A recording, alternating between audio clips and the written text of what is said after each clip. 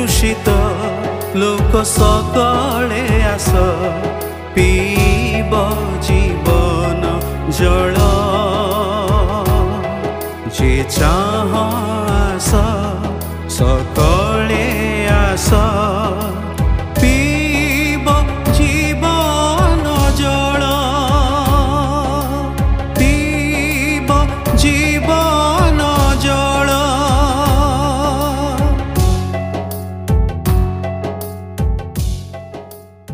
प्रिय श्रोता बंधु प्रभु श्री ख्रीष्ट महत नाम आपको शुभेच्छा। पवित्र बाइबल माथि लिखित सुसमाचार 12 अध्याय 41 पदरे आमे एपरि पाठ करू।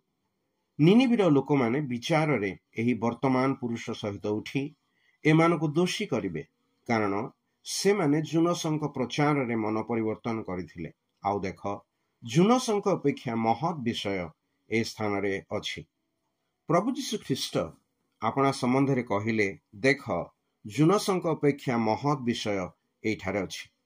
यार कारण प्रथमतः जुनस आम्भमानक सदृश जने पापी, जीए कि आममानकर परि सुख दुख भोगी मनुष्य थिले, मात्र ख्रीष्ट ईश्वर पुत्र अटंती।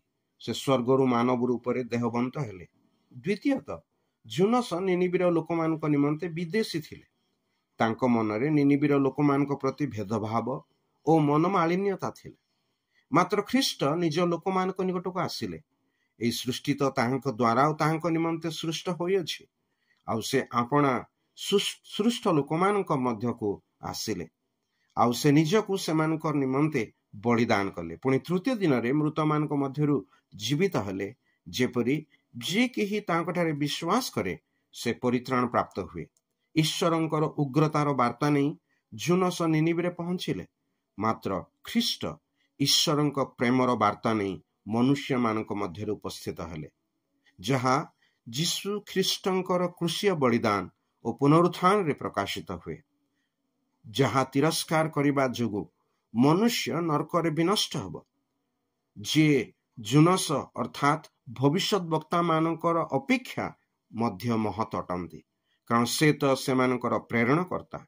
सही प्रभु श्री ख्रीष्टंक ठारे विश्वास करी आपण मध्य जेपरि परित्राण प्राप्त हेबे, ईश्वरंक ठारे आपणक पई आमर प्रार्थना।